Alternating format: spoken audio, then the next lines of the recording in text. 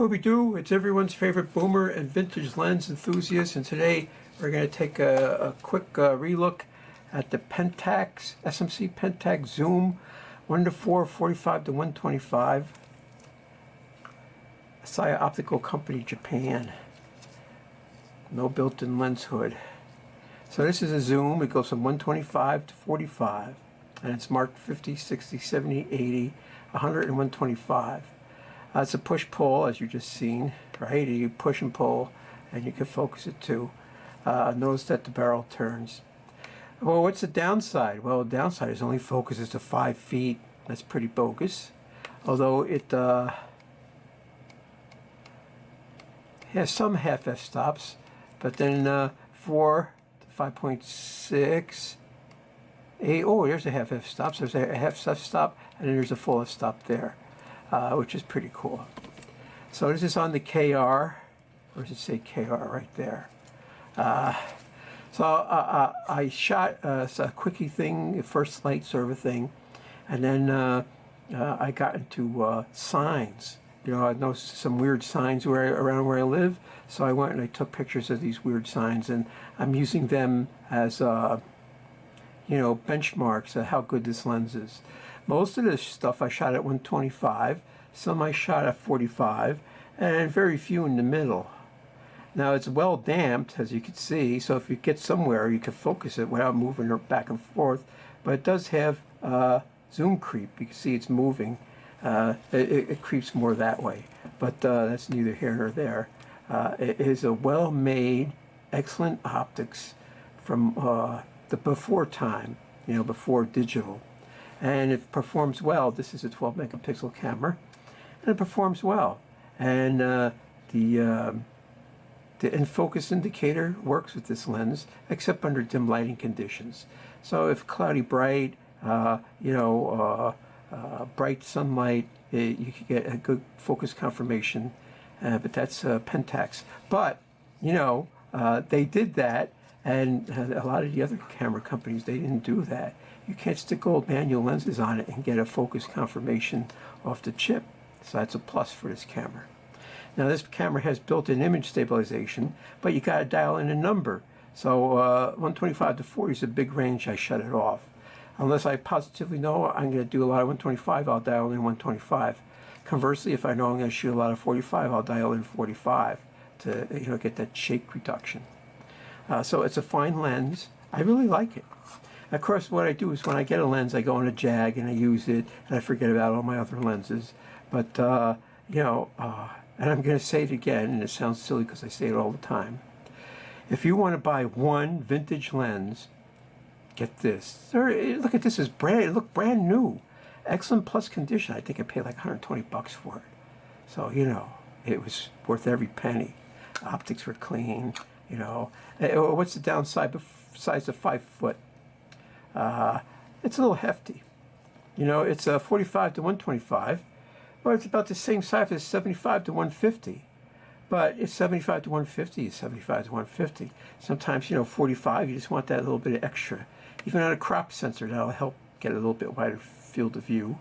And 125, that's the slightly shorter 135, so it's still got a little bit of reach to it. I think it's a nice lens.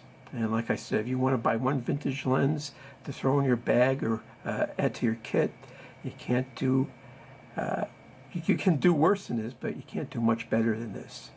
Old school, all metal. Well, this is a rubber ring. The lens cap is plastic, of course, but it's a really nice lens. So why don't we just look at these pictures, and then you can decide yourself.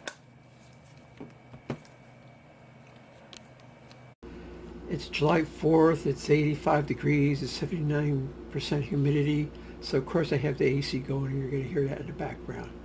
So this is the Pentax SMC Zoom 45 to 125, 1:4, and I shot some pictures in my backyard, and then I went to some places about town, and I tried it out to see, you know, what it's like under very difficult and trying lighting conditions. All right, bright sun's not that difficult and trying, but and flowers are hard to take pictures of. I mean, even at 70 millimeters or 125, you're 5 feet away, it has to be a big flower. Here's the butt of my cat. And here's my cat. Cats are, unless when they're sleeping, they're pretty active, and it's hard to get them to stay steady.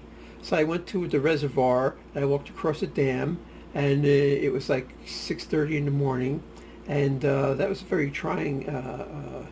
It was overcast, so it was very trying lighting conditions. I think it came out pretty good. Some flowers to flash. That's not very trying, but you got to use a flash with a telephoto, especially when you're doing close-ups. Here's a cicada. One of the only cicadas I've ever seen. My area is not, has these cicadas break out. So here's the signs I'm talking about. Dr. Baz, he's a vet. And look at this, these signs here. See, he's got a dog, a cat, dogs and cats. So it must be kittens and puppies. I like this picture because it's a bear. See, it's whatever they are, their emblem is a bear. There's a lot of bears up where I live, so I thought that was pretty cool. And you can see it's got nice definition, this lens.